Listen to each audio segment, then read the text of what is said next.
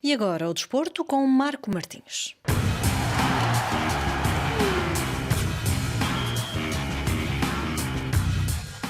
O Campeonato Africano das Nações deve decorrer de 9 de janeiro a 6 de fevereiro. No entanto, ainda há dúvidas quanto à realização da prova. Neste domingo, o Comitê Executivo da CAF, a Confederação Africana de Futebol, rejeitou o adiamento da prova, que devia já ter decorrido em janeiro de 2021, mas que acabaria por ser adiada, numa primeira fase, para janeiro de 2022 devido à pandemia de Covid-19. Esta tomada de posição e os rumores de adiamento apareceram após o recrudescimento de casos da variante Omicron pelo mundo fora. E também sob a pressão dos clubes europeus que enviaram uma carta à FIFA em que pedem ao organismo que gera o futebol mundial para ter a autorização para não libertarem os jogadores para o CAN. Os clubes europeus não querem enviar os jogadores à competição africana, sabendo que, no regresso, os atletas deverão ter uma quarentena de vários dias, impedindo esses jogadores de darem o seu contributo ao clube.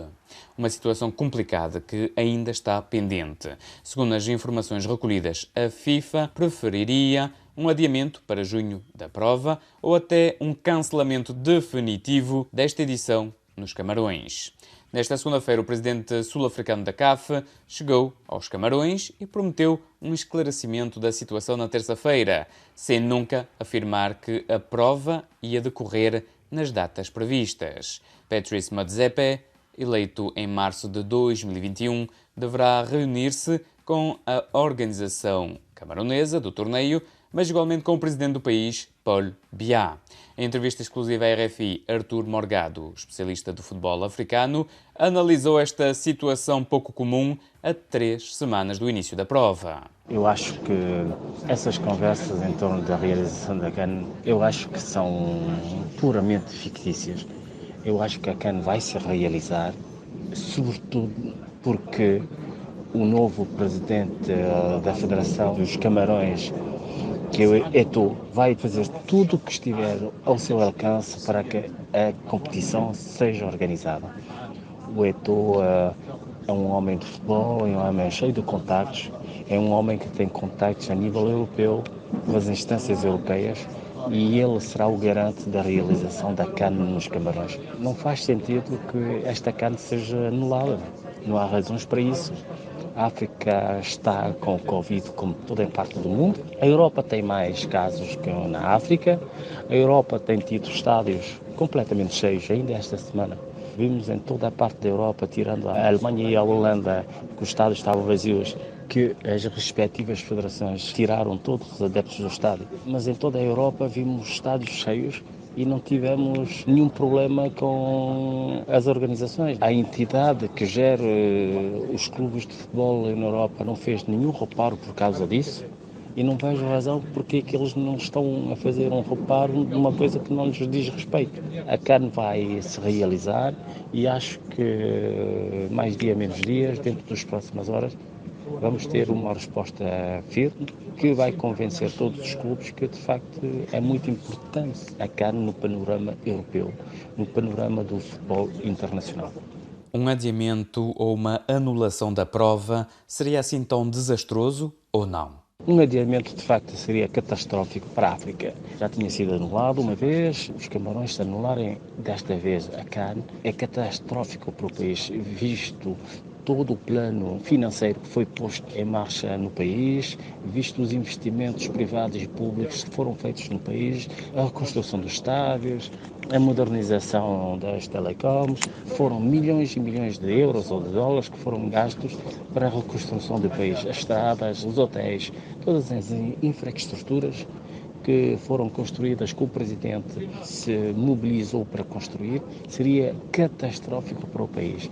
Eu acho que as entidades europeias têm isto em manga, porque um país que faz esforços para organizar uma CAN não é organizar uma CAN de sub-18, não é organizar uma CAN de sub-16. Isto é uma CAN dos jogadores profissionais, uma CAN que leva centenas e centenas de milhões de investimentos E penso que seria catástrofe para o país e catástrofe para a CAN, e mesmo para a imagem da CAN, da imagem da África, seria uma catástrofe que pela segunda vez fosse anulada esta competição. O Campeonato da Europa decorreu em plena pandemia.